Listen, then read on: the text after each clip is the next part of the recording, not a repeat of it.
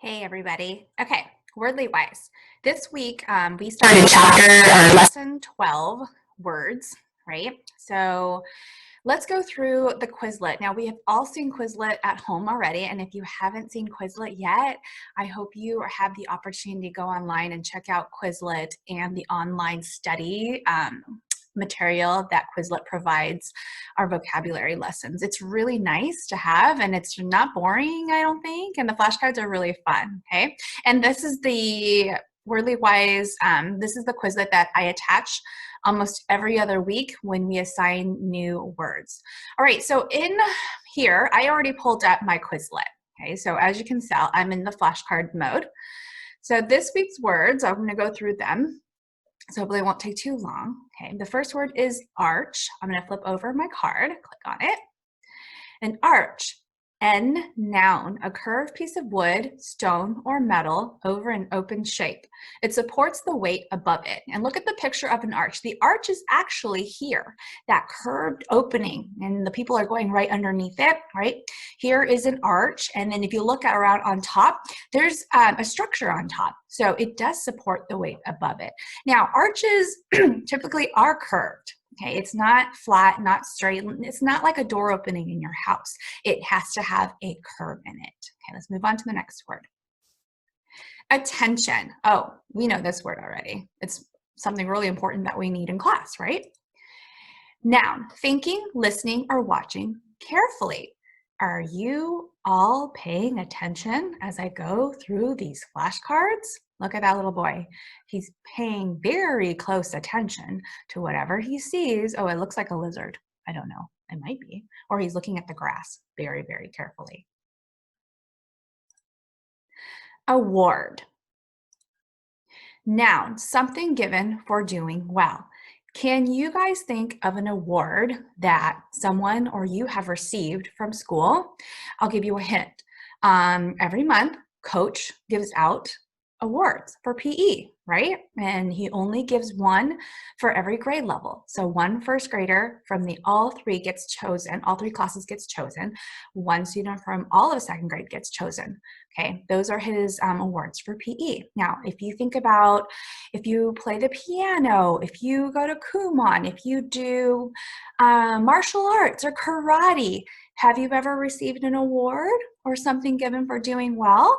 Okay, so here's an example what an award will look like. Sometimes an award can be on a piece of paper. Sometimes an award could be a trophy. And I know there's quite a few swimmers in our class, so I'm sure you have all seen or received an award sometime in your life, right? Okay, collapse. Okay, collapse. Oh, actually, I skipped one. Here, let me click on this award again, okay? Award can also be a verb, V, to give something as a prize or reward. Now, when I say V as a verb, award is the action. So if I were to give an award to Gino for winning the dog show, my sentence would be, Mrs. Bayani awarded Gino a best in show for miniature schnauzers, right? So he would be the one receiving the award. I am the one giving him the award. Okay, well, he's being naughty and he was barking, so I don't think I'm gonna give him an award today. Collapse, collapse. Okay, let's take a look. This picture is good. Okay, ooh, look at that building. Well, it used to be standing up. Collapse, verb, to fall down suddenly or to cave in. Oh, that little house, right? What happened to it? It collapsed. If I add a D to it, it becomes past tense, right? So collapse. Something must have happened. And remember when we were learning about perimeter, I talked about my fence. So during that windy weekend, my fence collapsed, okay, to fall down. Now, sometimes if you have a little brother or sister and you built this most amazing Lego tower and they walk by and they push it or they kind of do it to make you mad and they knock it over, guess what? Your Lego tower collapsed. Collapse, here's another one, okay?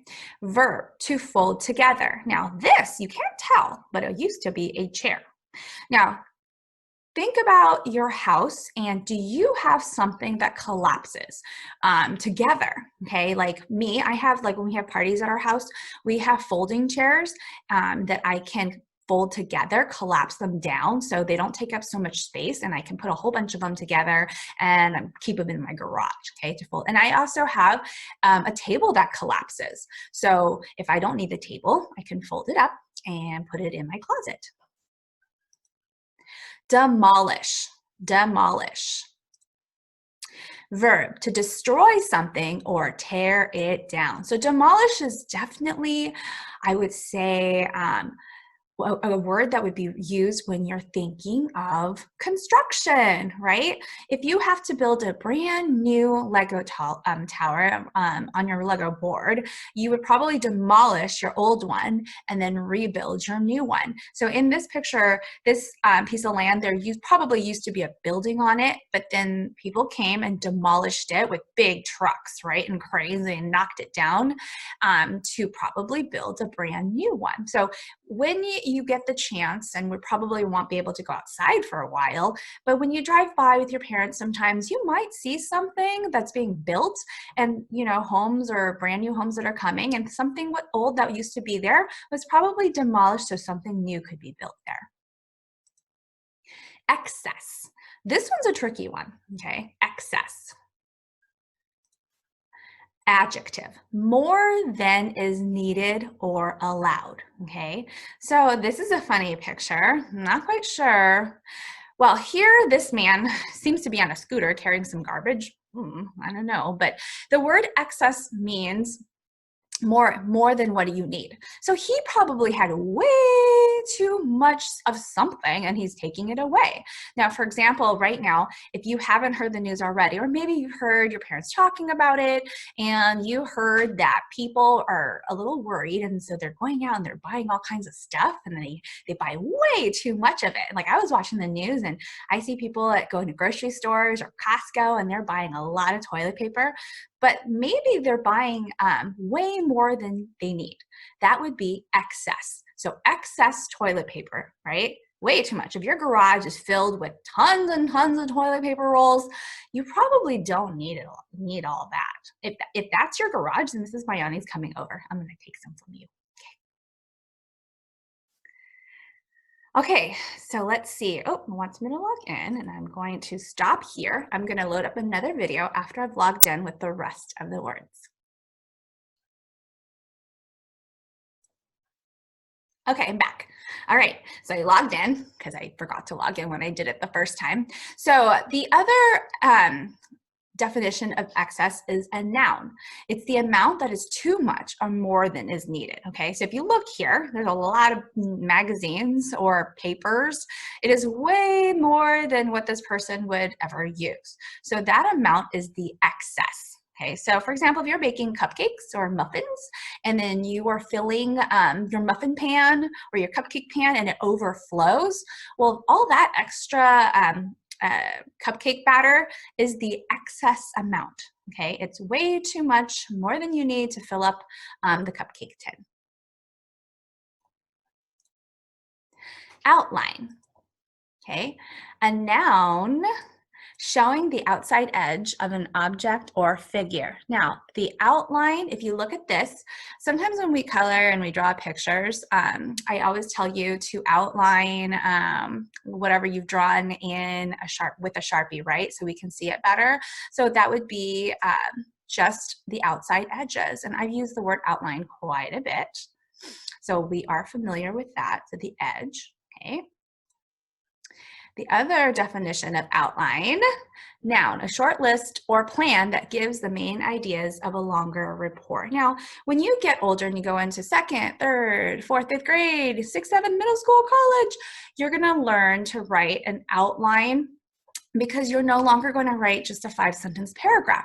You're going to be writing lots of paragraphs. And then to make you organize your thoughts down, okay, you would write an outline or a little plan, okay? That way, when you write your big, long report, you kind of have an idea of how to go, okay? It's kind of like a map, right? It's like a list or a map that gives you an idea of how to make something bigger, okay?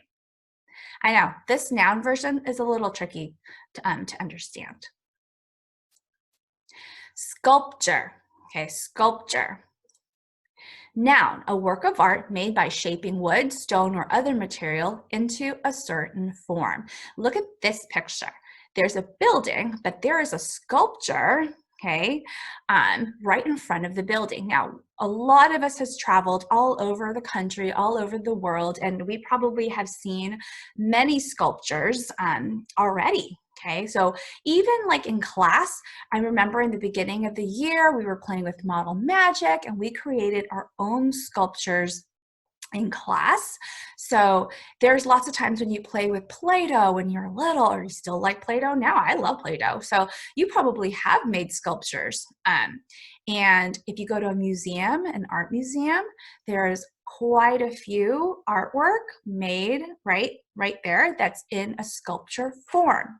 So you have to shape it.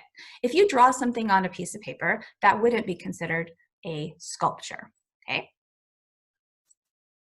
Spade. Noun, a tool for digging. It often has a long handle fastened to a flat metal blade. Look at this. What does that look like to you? Okay, it looks like a shovel, right? Synonym possibly for the word spade could be a shovel. So what do you think the person who owns a spade would use it for? Let's see, digging. Maybe he would use it for his garden. Maybe he was digging a hole in the ground to build something. Now, remember that fence story that I keep telling you about my backyard? Well, the contractor guy, the repairman, he brought a spade because he needed to dig out some of the rocks that were near my fence. And so he made sure it had a long metal blade so he didn't have to bend down, right? So he used a spade for digging to help me fix my fence. Utensil. This is a fancy word because you already use it every day. And did you know that? That you have been using utensils literally ever since you were a baby? Okay, let's take a look. Noun, a tool or container that is used for a special purpose. Look at this. This is probably a picture of something that everybody has in their kitchen or probably in your drawer. Mine doesn't look like that. Mine are all in a drawer in my kitchen because I can't stand messy things out on the counter. But look, you have a scoop, you have you have a pasta ladle there, you have a whisk, you have all kinds of, a wooden spoon. These are items that you have already seen in your kitchen. I bet you, if you're sitting, I'm actually sitting, I can see my kitchen. I just used this last night when I made dinner, okay? It's a tool that is used for a special purpose. So wooden spoon, you use it for cooking, right? I wouldn't use a wooden spoon to go painting, probably cooking. These are all cooking items. And did you know that a utensil that you use every day at school, a spoon or a fork, right? Those are all considered utensils. All right.